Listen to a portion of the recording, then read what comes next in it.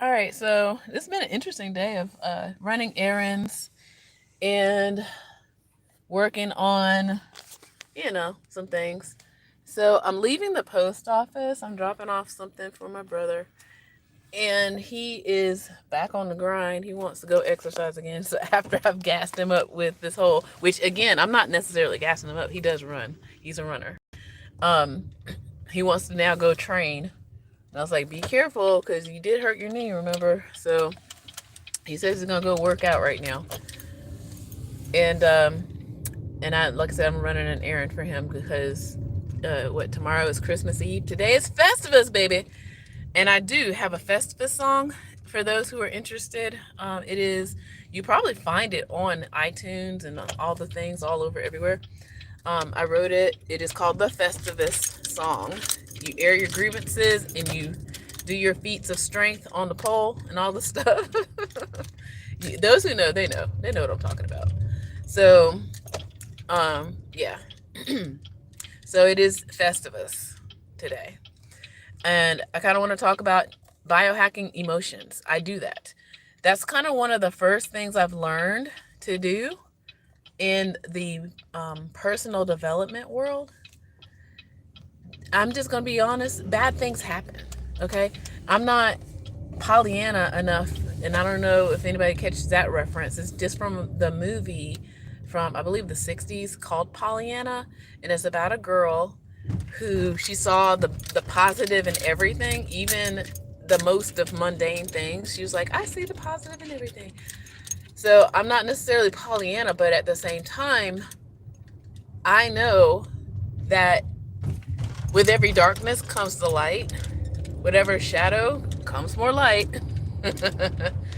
And sometimes we have to take a little bitter with the sweet. Okay? And I've kind of had this attitude of gratitude for a very long time. And I know that, there's going to be down times and there's going to be rough times, rough patches. And there's definitely that in September concerning my brother and my family. And I'm not going to say that everything is totally perfect, by no means right now, but things are a lot better than September and October. And part of it is, even when things were at its lowest point, say, like, for example, my brother was missing. I'm going to just be honest. He was missing in September and part of October. And so when he finally reached out, when he finally, like, was able to reach me, I was ready. And I had to be ready and be flexible and ready. But in the meantime, I had to trace him and track him, and knew that he was in one of three places, so that when he did show up, he was in that one of three places. Okay. And I've been talking to God, journaling a lot during this process, in those dark times when I'm literally driving like over 100 miles in the dark, in the middle of the night, watching him go through some of the worst times in his life, and trying to make sure that he is okay, physically okay. And now I think we're at a point where I can start working on him being emotionally and mentally okay, or at least in a healing process.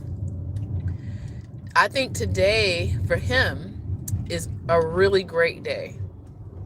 All the things that he worries about, all the things that he's upset about, have no bearing today at all.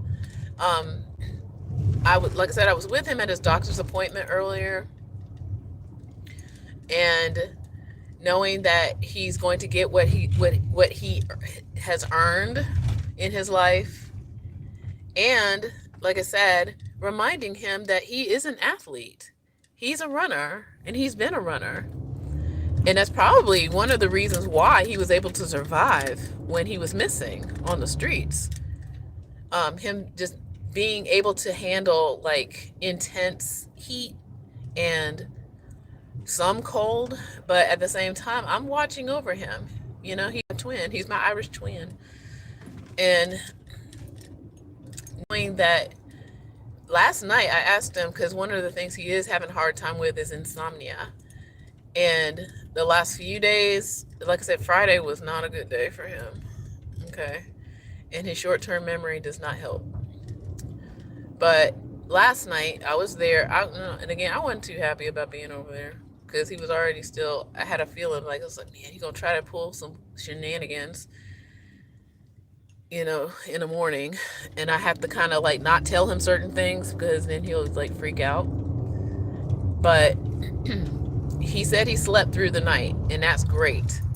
And so now I'm just like, well, okay, I have to watch, like, make sure he doesn't leave because what happened the night before, I think he went out in the middle of the night. And that's where some of this medication is dangerous.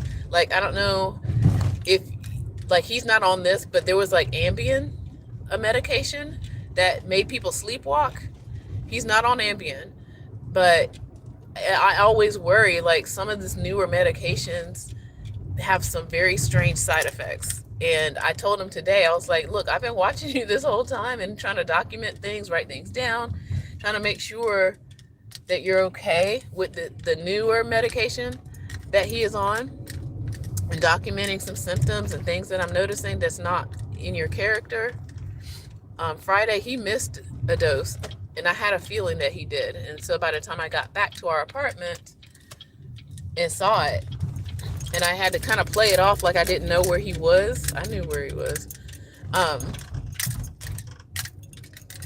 I said, "Oh no, you missed your dose. No wonder you're not yourself."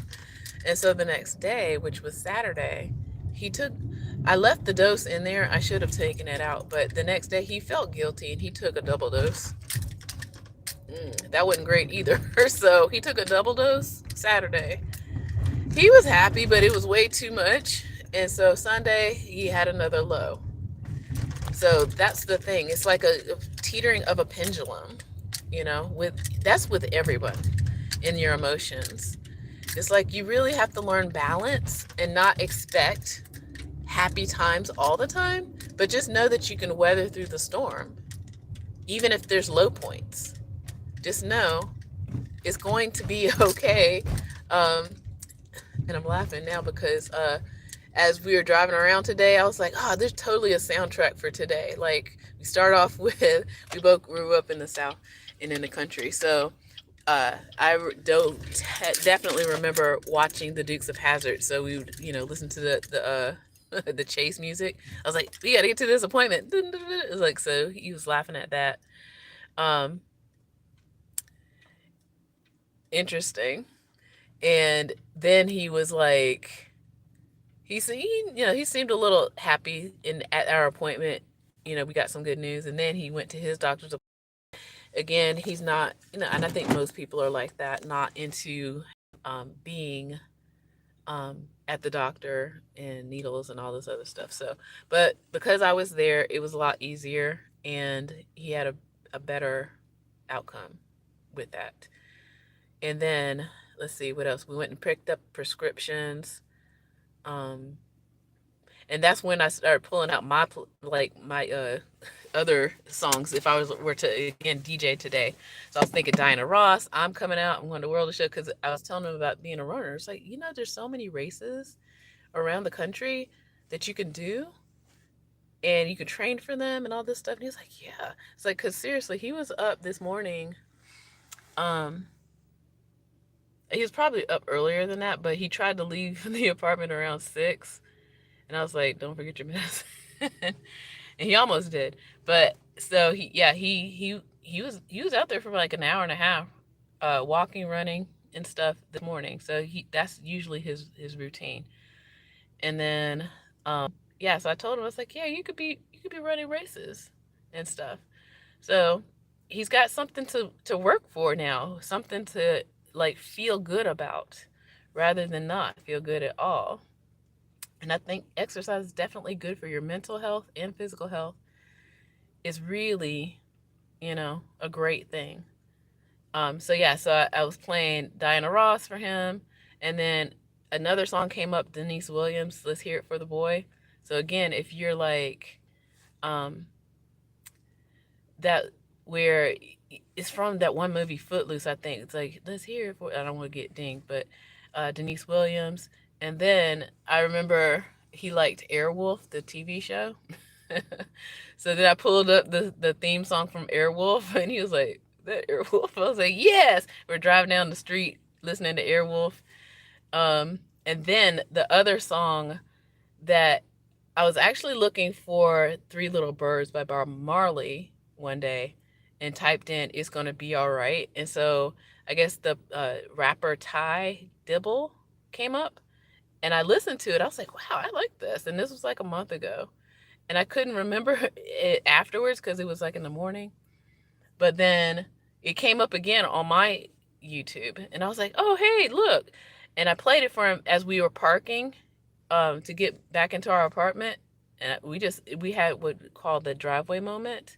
So right now I'm at my house, um, but yeah, so we listened to it and we were bopping.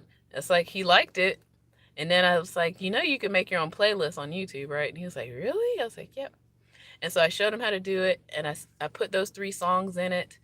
That's gonna help him with his memory. I'm gonna also write out the events of today, and I took a couple of pictures that I'll send to him. So yeah, so his memory, I think a lot of it is based on sadness and trauma. And the more that he has more good memories to look forward to and look back on, the better he'll start to feel. So yeah, so he didn't deserve the things that he went through. And yeah, that song is going to be all right. Yeah, I would say definitely be out there listening to that, you know? And we all go through struggles. And sometimes it's nice to let people know that you're not alone in your struggles. It's not about putting your business in the street.